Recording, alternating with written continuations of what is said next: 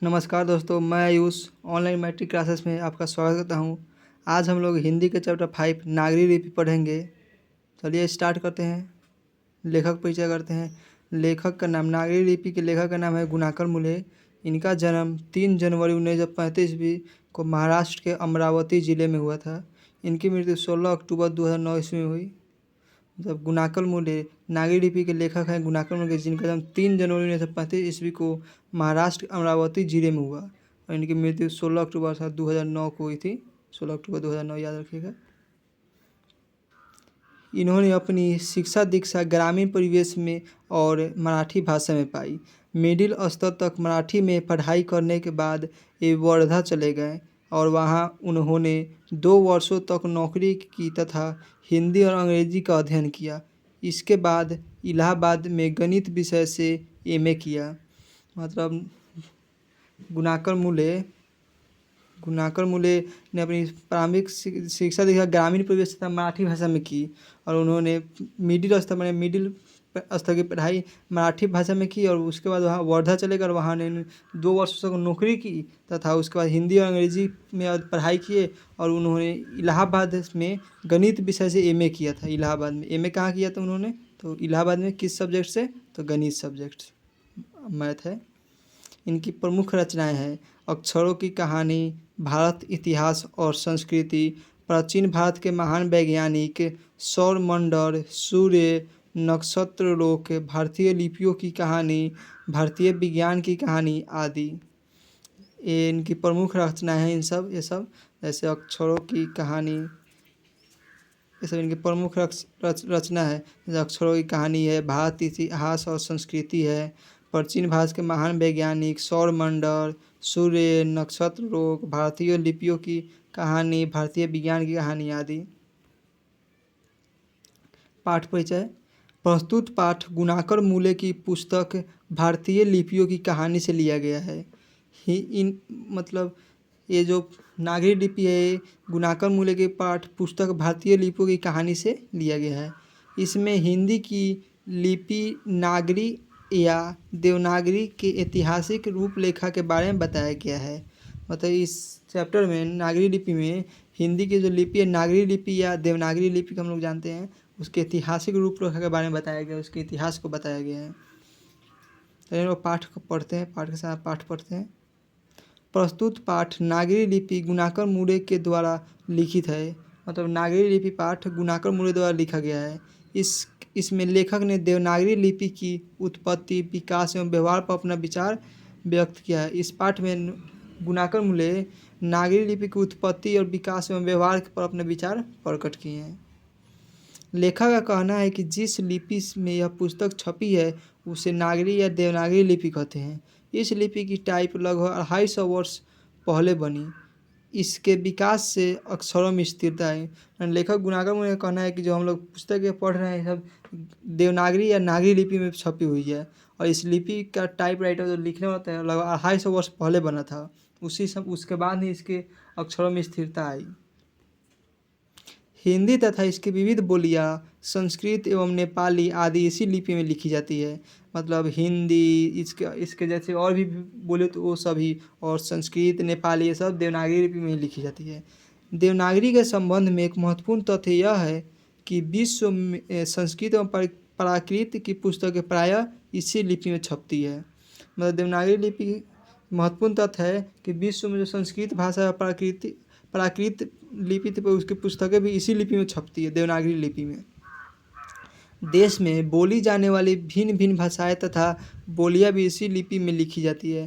तमिल, मलयालम, तेलुगु और एवं कन्नड़ की लिपियों में भिन्नता दिखाई पड़ती है, लेकिन ये लिपियां भी नागरी की तरह ही प्राचीन ब्राह्मी लिपि से विकसित हुई है।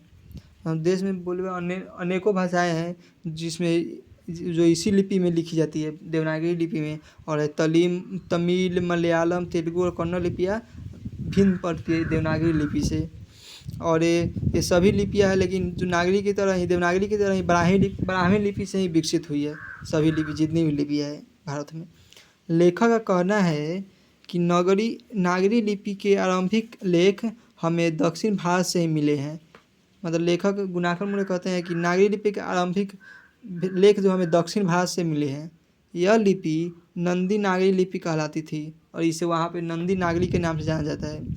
दक्षिण भारत में तमिल, मलयालम और तेलुगु, कन्नड़ लिपियों का स्वतंत्र विकास हो रहा है। फिर भी कई शासकों ने नागरी लिपि का प्रयोग किया। और दक्षिण भारत में तमिल है, मलयालम और तेलुगु और कन्नड़ लिपियों का स्वतंत्र विकास हो रहा है, अधिक विकसित हो रहा है। फिर भी वहाँ कई शासकों ने नागरी लिपि का ही प्रयोग किया है।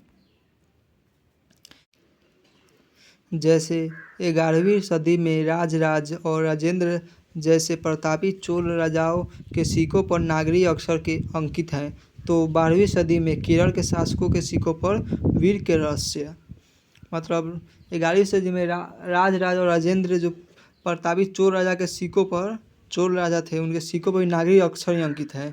12वीं सदी में केरल के शासकों के सिक्कों पर वीर के रहस्य लिखा हुआ है, वो भी देवनागरी लिपि में। इसी प्रकार 9वीं सदी के वरगुण का पलियम ताम्रपत्र नागरी लिपि में है। इसी प्रकार जो 9वीं सदी के वरगुण का पलियम ताम्रपत्र है वो भी नागरी लिपि में है। तो 11वीं सदी में इस्लामी शासन की नींव डालने वाले महमूद गजनवी के चांदी के सिक्कों पर भी नागरी लिपि के शब्द मिलते हैं। और महमूद गजनवी को चांदी के सिक्के था, उस पर भी नागरी लिपि ही है मिलते हैं। गजनवी के बाद मोहम्मद गौरी, अलाउद्दीन खिलजी, शेरशाह आदि शासकों ने भी सिक्कों पर नागरी शब्द खुदवाए। मतलब गजनवी के बाद मोहम्मद गौरी थे, अलाउद्दीन खिलजी, शेरशाह, सभी ने भी अपने सिक्कों पर नागरी लिपि ही खुदवाए। अकबर के सिक्कों पर तो नागरी लिपि में रामसिंह शब्द अंकित है। तात्पर्य है कि नागरी लिपि का प्रचलन ईसा की 8वीं-9वीं सदी से आरंभ हो गया है। जो अकबर थे उसके सिक्कों पर नागरी लिपि में रामसिंह शब्द लिखा हुआ है। इससे अर्थ है इसका कि नागरी लिपि का प्रचलन ईसा की 8वीं या 9वीं सदी से ही आरंभ है नागरी लिपि।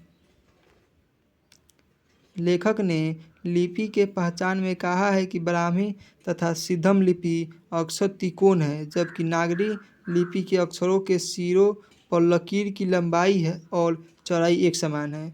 लेखक गुणाकर मुनि का कहना है कि लिपि के पहचान में कहना है कि ब्राह्मी और सिद्धम लिपि है उसका अक्षर त्रिकोण है, जबकि नागरी लिपि का अक्षर सिरों पर लकीर है, लंबाई एक समान है इसका। प्राचीन नागरी लिपि के अक्षर आधुनिक नागरी लिपि से मिलते जुलते हैं। इस प्रकार दक्षिण भारत में नागरी लिपि के लेख 8वीं सदी से तथा उत्तर भारत में 9वीं सदी से मिलने लग जाते हैं। मतलब प्राचीन लिपि दोनों, प्राचीन नागरी लिपि और अभी की नागरी लिपि, ये दोनों मिलते जुलते हैं आपस में। और इस प्रकार जो दक्षिण भारत में नागरी लिपि 8वीं सदी से तथा उत्तर भारत में 9वीं सदी से मिलने लगा था। अब प्रश्न यह उठता है कि इस नई लिपि को नागरी, देवनागरी तथा नंदी नागरी क्यों कहते हैं। लेखक कहते हैं अब यह प्रश्न है कि इसको नागरी, देवनागरी, नंदी नागरी क्यों कहते हैं। तो नागरी शब्द की उत्पत्ति के संबंध में विद्वानों का मत एक नहीं है। तो इसके संबंध में विद्वानों का मत एक नहीं है क्योंकि ये क्यों कहते हैं। कुछ विद्वानों का मत है कि गुजरात के नागर ब्राह्मण ने इस लिपि का सर्वप्रथम प्रयोग किया था, इसलिए इसका नाम नागरी पड़ा। मतलब कुछ विद्वान हैं जिनका मानना है कि गुजरात के जो नागर ब्राह्मण थे ना, उन्होंने इस लिपि का सबसे पहले प्रयोग किया था, इसलिए इसका नागरी लिपि नाम पड़ा है। किंतु कुछ विद्वानों के मत के अनुसार अन्य नगर तो मात्र नगर हैं, परंतु काशी को देवनगरी कहा माना जाता है।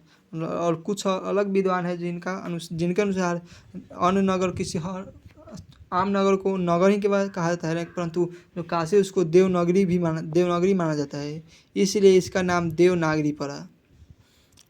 अल-बेरूनी के अनुसार 1000 ईस्वी के आसपास नागरी शब्द अस्तित्व में आया। इतना निश्चित है कि नागरी शब्द किसी नगर अथवा शहर से संबंधित है। और अल-बेरूनी के अनुसार 1000 के आसपास ही नागरी लिपि अस्तित्व में आया था। और ये बताते हैं कि इतना निश्चित है कि इस नागरी शब्द का किसी नगर अथवा किसी शहर से संबंध अवश्य है। दूसरी बात यह है कि उत्तर भारत की स्थापत्य कला की विशेष शैली को नागर शैली कहा जाता था। यह नागर या नागरी उत्तर भारत के किसी बड़े नगर से संबंध रखता है। और दूसरी बात यह है कि उत्तर भारत में स्थापत्य कला की विशेष शैली को नागर शैली कहा जाता था, इसलिए इसे नागर या नगरी उत्तर भारत के किसी बड़े नगर से संबंध रखता है। उस समय उत्तर भारत में प्राचीन पटना सबसे बड़ा नगर था।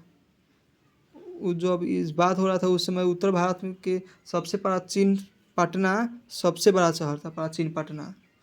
साथ ही गुप्त शासक चंद्रगुप्त द्वितीय विक्रमादित्य का व्यक्तिगत नाम देव था। संभव है कि गुप्तों की राजधानी पटना को देवनगर कहा गया हो।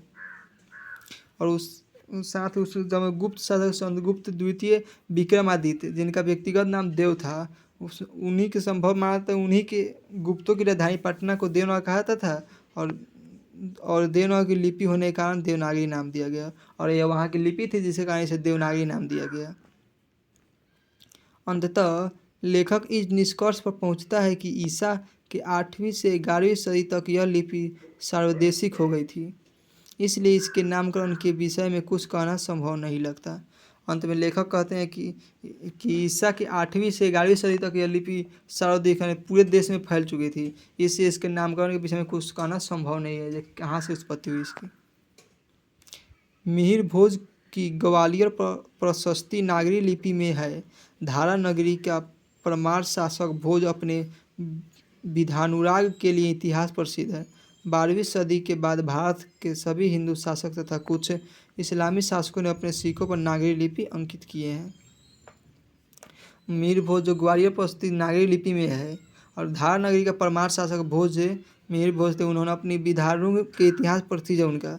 और 12वीं सदी के बाद भारत के जितने भी राजा थे, वो हिंदू शासक हो या मुस्लिम, उन सभी के सिक्कों पर नागरी लिपि ही अंकित है। चैप्टर समाप्त हुई। अगर आपको क्लास अच्छी लगी हो तो लाइक कीजिएगा, अपने दोस्तों में शेयर कीजिएगा। क्वेश्चन पूछते हैं कि नागरी लिपि के लेखक कौन है, कमेंट में जवाब दे दीजिएगा। धन्यवाद, मिलते हैं अगली क्लास में।